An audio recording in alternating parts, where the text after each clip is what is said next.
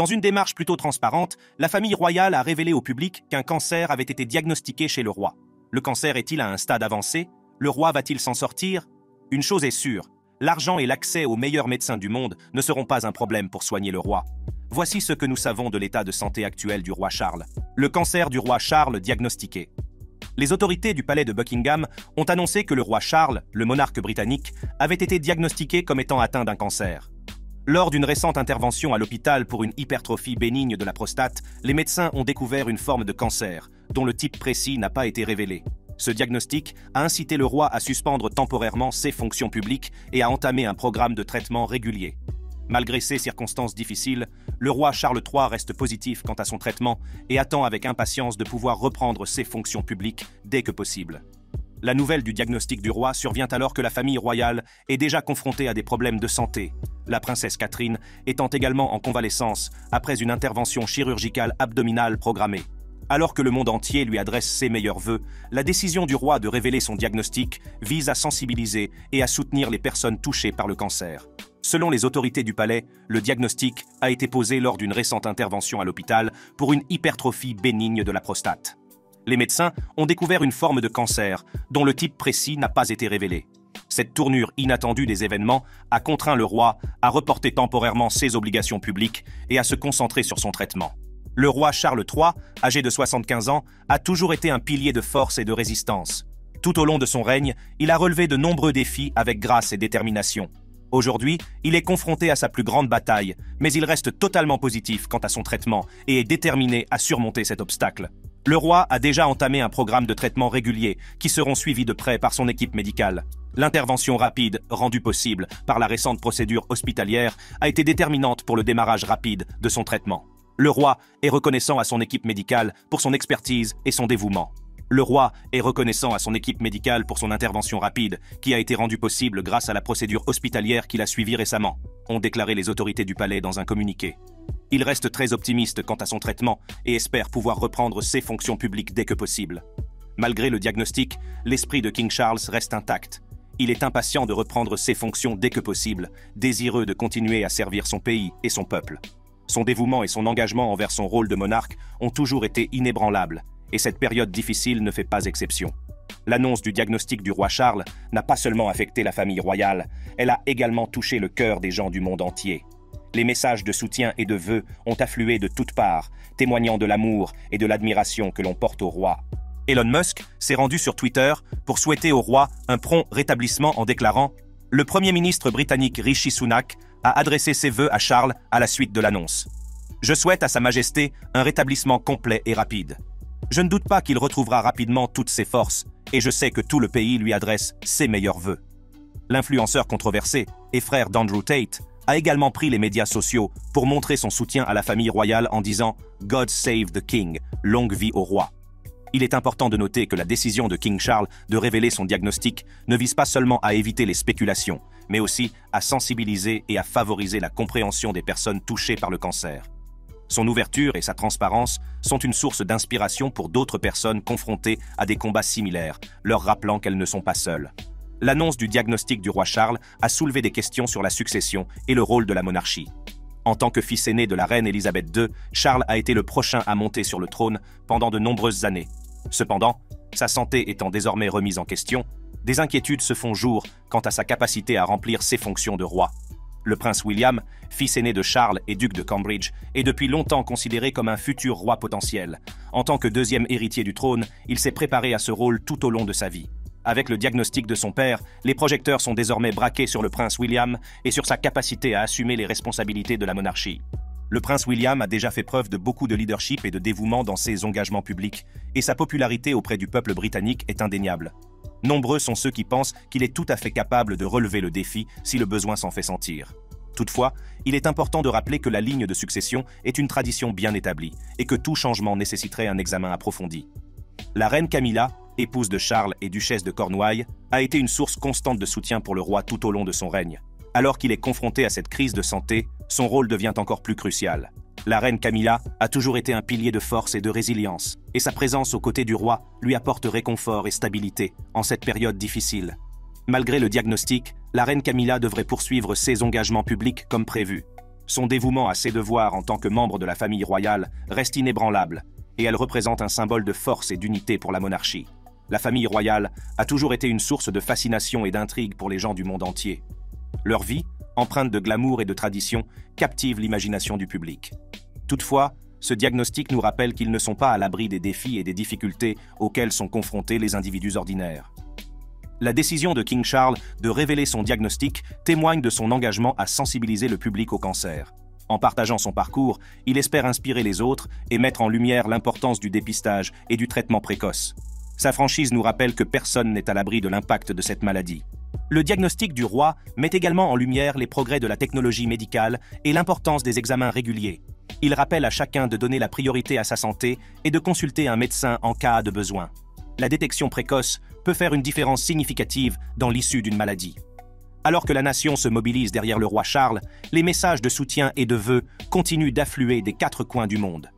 L'amour et l'admiration du public pour le roi sont évidents, et les gens sont unis dans leur espoir de le voir se rétablir complètement. Charles n'est pas le seul membre de la famille royale à connaître des problèmes de santé ces derniers temps. Le 16 janvier, la princesse a été admise à la London Clinic, un hôpital privé situé près du palais de Buckingham. La raison exacte de son opération n'a pas été révélée, laissant le public dans l'expectative et la spéculation. Cependant, des sources proches du palais ont confirmé que son état n'était pas cancéreux. L'opération, qui a eu lieu le 17 janvier, a été jugée réussie, et la princesse est maintenant rentrée chez elle à Windsor pour poursuivre sa convalescence. Le prince William, héritier du trône britannique, s'est tenu aux côtés de son épouse pendant son séjour à l'hôpital. Il lui a rendu visite le 18 janvier, témoignant ainsi de son soutien et de son dévouement indéfectible. L'amour et les liens qui unissent le couple sont évidents, alors qu'ils affrontent ensemble cette période difficile. Le 29 janvier, le palais a publié un communiqué annonçant le retour de la princesse et les progrès de sa convalescence. La princesse de Galles est rentrée chez elle à Windsor pour poursuivre sa convalescence. Elle progresse bien, selon le communiqué. Le prince et la princesse ont exprimé leur gratitude à toute l'équipe de la London Clinic, en particulier au personnel infirmier dévoué, pour les soins exceptionnels qu'ils lui ont prodigués. Alors que la princesse poursuit sa convalescence, elle devrait avoir besoin de 2 à 3 mois de repos et de récupération. Cette période permettra à son corps de guérir et de reprendre des forces. La source du palais a révélé qu'il est peu probable que la princesse reprenne ses fonctions publiques avant Pâques, soulignant ainsi son désir de donner la priorité à sa santé et à son bien-être. Pendant cette période, le prince William reportera ses apparitions et ses obligations officielles pour être aux côtés de son épouse. Son soutien indéfectible et son engagement en faveur de son rétablissement témoignent de la solidité de leurs liens. Le couple se concentre sur son bien-être et sur le maintien d'une vie normale pour leurs enfants. Les problèmes de santé de la princesse ne datent pas d'hier. Au cours de chacune de ses 3 grossesses, elle a connu des complications liées à l'hyperémèse gravidique. L'hyperémèse gravidique est le terme médical désignant les nausées et vomissements sévères survenant pendant la grossesse. Les symptômes peuvent être très désagréables. Vous pouvez vomir plus de 3 fois par jour, vous déshydrater, vous sentir constamment étourdi et perdre du poids. Heureusement, il existe des traitements, notamment des médicaments pour prévenir les nausées. L'hyperémèse gravidique est différente des nausées matinales et provoque des vomissements plusieurs fois par jour. Ce trouble est rare et ne touche que moins de 3% des femmes enceintes. Les experts ne connaissent pas avec certitude les causes de l'hyperémèse gravidique. Cependant, l'augmentation des niveaux d'hormones est très probablement à l'origine de ce trouble. Les taux de gonadotrophine chorionique humaine atteignent leur maximum vers la 10e semaine de grossesse, moment où la plupart des femmes déclarent avoir les symptômes les plus graves. L'œstrogène, une autre hormone qui augmente pendant la grossesse, peut également jouer un rôle dans l'apparition des nausées et des vomissements. Kate a dû être hospitalisée pour cette maladie lorsqu'elle était enceinte de son aîné, le prince George, qui a aujourd'hui 10 ans. Elle a également été confrontée à des problèmes similaires lors des grossesses de la princesse Charlotte, 8 ans, et du prince Louis, 5 ans. Malgré ses problèmes de santé, la princesse a fait preuve de résilience et de force, faisant toujours passer sa famille en premier. La famille royale a soutenu la princesse tout au long de son parcours de santé. Elle a récemment célébré son 42e anniversaire le 9 janvier, une occasion joyeuse malgré les problèmes de santé persistants. Une photo partagée sur Instagram montrait sa présence à la cérémonie de couronnement du roi Charles, soulignant l'unité et l'amour au sein de la famille. L'équipe médicale du roi Charles a confirmé que le roi n'est pas atteint d'un cancer de la prostate, ce qui aurait été préoccupant. Entre 2016 et 2018, environ 52 300 nouveaux cas de cancer de la prostate ont été recensés chaque année au Royaume-Uni, soit plus de 140 par jour. Il s'agit donc de la forme de cancer la plus répandue chez les hommes au Royaume-Uni. Entre 2017 et 2019, environ 12 000 décès par cancer de la prostate ont été enregistrés au Royaume-Uni chaque année, soit 33 par jour. Il s'agit de la deuxième cause la plus fréquente de décès par cancer chez les hommes au Royaume-Uni, représentant 14% de l'ensemble des décès par cancer chez les hommes au Royaume-Uni. Le fait que le roi ne soit pas atteint de cette forme mortelle de cancer est déjà un bon signe. Le diagnostic de King Charles nous rappelle que même les personnes en position de pouvoir et d'influence ne sont pas à l'abri des difficultés de la vie. Sa décision de révéler son diagnostic démontre son engagement à sensibiliser et à soutenir les personnes touchées par le cancer. Alors que le roi suit un traitement et se concentre sur son rétablissement, la nation et la communauté internationale sont unies dans leurs vœux et leur soutien. La monarchie reste un symbole de force et de résilience, et l'avenir de la famille royale britannique continue de captiver l'imagination du public. L'histoire médicale du roi Charles. Des expériences choquantes de mort imminente aux luttes contre les douleurs chroniques, en passant par un récent diagnostic de cancer, le roi Charles III a été confronté à de nombreux problèmes de santé tout au long de sa vie. Pour commencer, le roi a été testé positif au Covid à 2 reprises. C'est au cours des premiers mois de la pandémie que l'on a appris que le prince de Galles avait contracté le virus. Cette annonce a provoqué une onde de choc dans le monde entier, car c'était la première fois qu'un membre de la famille royale britannique était testé positif au Covid-19. La nouvelle est tombée le 25 mars 2020, lorsqu'il a été révélé que King Charles avait présenté de légers symptômes et avait été testé positif au virus. À l'époque, le monde était encore aux prises avec la propagation rapide du virus et l'incertitude entourant son impact. Le fait que même une personne aussi connue que le roi Charles ait pu contracter le virus a mis en évidence le caractère indiscriminé de la maladie. À la suite de ce test positif, le roi Charles s'est isolé dans sa résidence en Écosse. Malgré de légers symptômes, il a continué à exercer ses fonctions royales à distance, faisant preuve de résilience et de détermination face à l'adversité. Son infection a servi de signal d'alarme pour le public, soulignant l'importance de respecter les consignes de sécurité et de prendre les précautions nécessaires pour éviter la propagation du virus. Heureusement, les symptômes de King Charles sont restés légers et il a pu guérir du virus pendant son isolement. Sa guérison a été perçue comme un signe d'espoir et de résilience, car elle a montré que même face à une pandémie mondiale, les individus pouvaient vaincre le virus et revenir à la normale. La nouvelle de la première infection du roi Charles a eu un impact profond sur la perception du virus par le public. Elle a humanisé la famille royale et rappelé que personne n'était à l'abri du virus. Elle a également mis en évidence l'importance des tests, de la recherche des contacts et de l'auto-isolement comme mesure cruciale pour contrôler la propagation du virus. L'annonce du second test positif du roi Charles est intervenue juste un jour après que celui-ci et la duchesse de Cornouailles ont assisté à un événement en compagnie de plusieurs hauts fonctionnaires du gouvernement. Cela a suscité des spéculations sur la façon dont il aurait pu contracter à nouveau le virus, surtout si l'on considère les mesures de sécurité strictes qui étaient en place lors de l'événement. Les participants devaient en effet respecter des règles de distanciation sociale et porter des masques, ce qui rend l'affaire d'autant plus surprenante. L'une des principales questions soulevées par cette évolution est celle de l'efficacité des vaccins. King Charles avait reçu sa première dose de vaccin au début de l'année, ce qui avait été considéré comme une avancée significative dans la lutte contre le virus. Cependant, sa réinfection soulève des inquiétudes quant au niveau de protection offert par le vaccin et à la possibilité que de nouvelles variantes ou souches du virus soient à l'origine de nouvelles infections. La famille royale n'a pas donné d'autres détails sur l'état de santé de King Charles, ni sur la gravité de ses symptômes. Toutefois, le fait qu'il ait été testé positif au virus a une nouvelle fois mis en évidence la nécessité de rester vigilant et de respecter les consignes de sécurité. Cela nous rappelle que personne n'est immunisé contre le virus, quel que soit son statut ou une infection antérieure. Un mois plus tard, le prince William a lui aussi été testé positif au virus. Le prince William, deuxième dans l'ordre de succession au trône britannique, s'est acquitté avec diligence de ses obligations royales au cours des mois qui ont précédé son test positif au coronavirus. Au début du mois d'avril, le duc de Cambridge a participé à plusieurs événements publics, notamment des manifestations caritatives et des visites officielles, au cours desquelles il a rencontré des personnes de tous horizons. Il était loin de se douter que, tapi dans la foule, se cachait un ennemi invisible qui allait bientôt changer le cours de sa vie. Malgré la proximité du diagnostic de son père, le prince William a tenu bon, remplissant ses fonctions, et maintenant une forte présence publique.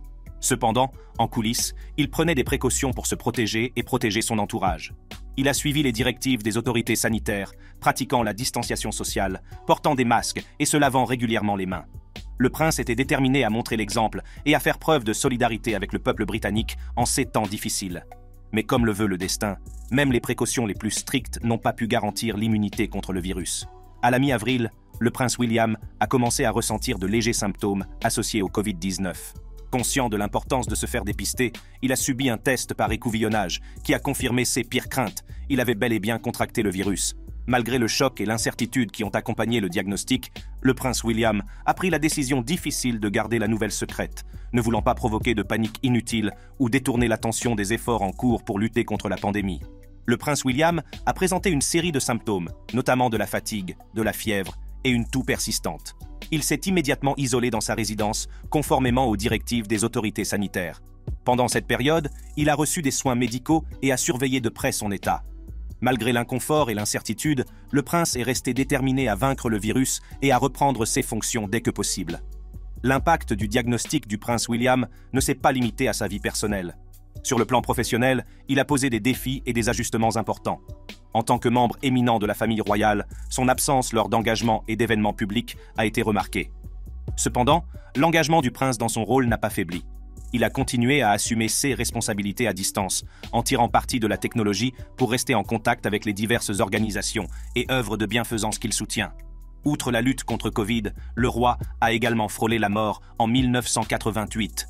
C'était l'hiver 1988 et la famille royale attendait avec impatience une pause bien méritée dans son emploi du temps chargé. Le roi Charles, alors connu sous le nom de prince de Galles, avait consacré plus de 5 décennies à ses fonctions royales, défendant inlassablement des causes qui lui tenaient à cœur. Mais même le futur roi avait besoin de se détendre.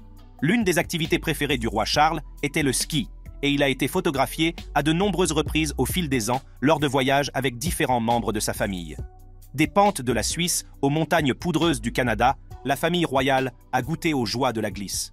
Ce voyage de mars 1988 n'a pas dérogé à la règle. Le roi Charles, accompagné de son épouse bien-aimée, Diana, princesse de Galles, et de leurs 2 jeunes fils, le prince William et le prince Harry, est parti pour des vacances de ski dans les pittoresques Alpes suisses. La famille, accompagnée d'un groupe d'amis proches, est arrivée en Suisse avec enthousiasme et impatience. Les sommets enneigés et l'air vivifiant des montagnes constituaient la toile de fond idéale pour cette escapade dont ils avaient bien besoin. Parmi les amis qui rejoignent le couple royal, on trouve la duchesse d'York, Sarah Ferguson, et un guide de montagne nommé Major Hugh Lindsay. Le Major Lindsay était non seulement un compagnon de confiance, mais aussi l'un des amis les plus proches du roi Charles. Le groupe se réjouit de passer une semaine de ski, de détente et de bons moments ensemble. Au fil des jours, le groupe s'est lancé avec enthousiasme sur les pistes, s'attaquant aux défis et profitant des sensations fortes que procure ce sport. La camaraderie et les rires emplissaient l'air tandis qu'ils naviguaient dans les méandres de la montagne. Le matin du 10 mars, le roi Charles a décidé de s'attaquer à un itinéraire célèbre pour sa difficulté sur le mont Gotchnagrat. Cette pente particulière était connue pour être l'une des plus raides de Suisse et n'était réservée qu'aux skieurs expérimentés comme le prince Charles. Les skis aux pieds et le goût de l'aventure au cœur, King Charles fait ses adieux à sa femme et à ses amis, qui ont choisi de rester à l'auberge. Ils étaient loin de se douter que cette journée allait changer leur vie à jamais. King Charles se lance dans la descente de la pente traîtresse, ses compétences et son expérience le guidant à travers le terrain glacé. Le vent siffle à ses oreilles tandis qu'il se fraye un chemin dans la neige, l'adrénaline se répandant dans ses veines. De retour au gîte, Diana, Sarah et le reste du groupe profitent d'une matinée tranquille, sans se douter de la tragédie imminente qui les attend. Ils discutent et sirotent du chocolat chaud, attendant avec impatience le retour du roi Charles et les histoires qu'il racontera. Pendant ce temps, le major Hugh Lindsay, le guide de montagne de confiance du groupe, surveille les conditions météorologiques. Il sait que les montagnes peuvent être imprévisibles, surtout pendant les mois d'hiver. Mais il était loin de se douter que la nature leur réservait quelque chose de bien plus dévastateur. Au cours de la matinée, on apprend qu'une avalanche s'est déclenchée dans la région. La panique et l'inquiétude se sont emparés des membres du groupe, qui ont réalisé que leurs proches se trouvaient dans la montagne. Ils attendent anxieusement des nouvelles, priant pour qu'ils reviennent sains et saufs. En haut de la montagne, King Charles et le groupe se sont retrouvés dans une position stationnaire hors piste, à l'écart des pistes de ski préparées. C'est à ce moment-là que la catastrophe s'est produite. Une avalanche, déclenchée par l'instabilité du manteau neigeux, a dévalé le flanc de la montagne et s'est dirigée droit sur eux. Le chaos s'ensuit alors que le groupe se précipite pour se mettre à l'abri. Le grondement assourdissant de l'avalanche résonna dans la vallée, noyant tous les autres sons. En quelques secondes, leur monde se transforma en une masse tourbillonnante de neige et de glace.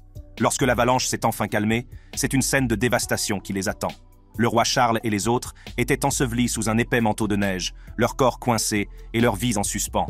L'adrénaline coulant dans leurs veines, King Charles, le guide de montagne et un policier suisse qui skie avec le groupe entrent en action. Ils creusent frénétiquement à main nue, désespérant de libérer leurs amis de l'emprise glacée de l'avalanche. Lentement mais sûrement, ils parviennent à découvrir leurs amis blessés. Patty Palmer Tompkinson, membre du groupe, a été grièvement blessé à la jambe. Mais, tragiquement, le major Hugh Lindsay a été emporté par la force de l'avalanche, tombant d'une hauteur vertigineuse de 400 mètres sur le flanc de la montagne. Le chagrin et le choc du groupe sont palpables lorsqu'ils réalisent l'ampleur de la tragédie. Le major Lindsay, un ami et un compagnon bien-aimé, est parti, laissant derrière lui un vide qui ne pourra jamais être comblé. La perte se répercute dans les montagnes, faisant écho à la fragilité de la vie elle-même. Avec leurs amis blessés, le roi Charles et le reste du groupe ont été transportés par avion à l'hôpital de la ville voisine de Davos. Le voyage a été marqué par un mélange d'émotions, soulagement pour ceux qui avaient survécu et déchirement pour la perte qu'ils avaient subie. Les vacances de ski de la famille royale ont pris une tournure tragique et ils se retrouvent bientôt à Londres, le cœur lourd de chagrin. Le cercueil du major Hugh Lindsay a été transporté hors de l'avion par ses compagnons d'armes, rappelant ainsi le prix qu'ils ont payé pour leur amour de l'aventure. Le roi Charles et Diana, princesse de Galles, ont été dévastés par la perte de leur cher ami. Des témoins oculaires ont rapporté les avoir vus dans un état de profond chagrin, luttant pour accepter la tragédie qui s'était déroulée sous leurs yeux. L'expérience de mort imminente et la perte du major Hugh Lindsay ont eu un impact durable sur le roi Charles et l'ensemble de la famille royale. Ils ont rappelé brutalement la fragilité de la vie et l'importance de chérir chaque instant. Outre le fait d'avoir frôlé la mort, le roi a également souffert de douleurs dorsales chroniques. Cette douleur peut être attribuée aux nombreuses chutes de cheval qu'il a subies au fil des ans lorsqu'il pratiquait le polo, un sport qui le passionnait. Le prince Harry, dans ses mémoires Spare, a révélé que son père luttait constamment contre des douleurs au cou et au dos qu'il attribue en partie à ses anciennes blessures de polo. Pour soulager son inconfort, le roi Charles III ne se déplace jamais lors des tournées royales sans un coussin spécial, souvent en tartan, qu'il utilise pour soulager son mal de dos. Ce coussin l'accompagne en permanence, même lors des banquets d'État organisés à Buckingham Palace, où un coussin de velours rouge est placé sur la chaise du roi. Tout au long de sa vie, le roi Charles III a subi une série de blessures sportives, témoignant de son attachement à l'activité physique et de sa passion pour le polo. En 1980, lors d'un match de polo à Windsor, il a vécu un incident terrifiant lorsqu'il a été projeté et frappé par son poney, ce qui lui a valu 6 points de suture sur la joue gauche. Cette cicatrice en forme de croissant de 2 pouces est un rappel visible des dangers auxquels il a été confronté sur le terrain. Une autre blessure notable s'est produite lorsque le roi Charles III a été frappé à la gorge lors d'un match de polo, ce qui lui a fait perdre sa voix pendant 10 jours. Bien qu'il se soit effondré à la fin d'un match en Floride en 1980 et qu'il ait eu besoin d'une perfusion de sérum physiologique, il est resté déterminé à continuer à jouer au polo, défiant la pression qui l'incitait à abandonner ce sport. Au fil des ans, le roi Charles III a souffert de fractures et de cartilages déchirés dans le cadre de ses activités de polo. En 1990, il s'est cassé le bras droit au cours d'un match, ce qui a nécessité une seconde opération car la fracture ne s'était pas consolidée correctement. En 1992, il a subi une opération pour réparer une déchirure du cartilage du genou gauche et, en 1998, il s'est cassé une côte lors d'un accident de chasse en tombant de son cheval. Le roi semble être fait de fer après avoir surmonté tous ses problèmes médicaux au fil des ans. Nous ne pouvons qu'espérer que son nouveau diagnostic de cancer ne soit pas fatal. Si vous avez aimé cette vidéo, cliquez sur les cases qui s'affichent sur votre écran pour regarder des contenus similaires.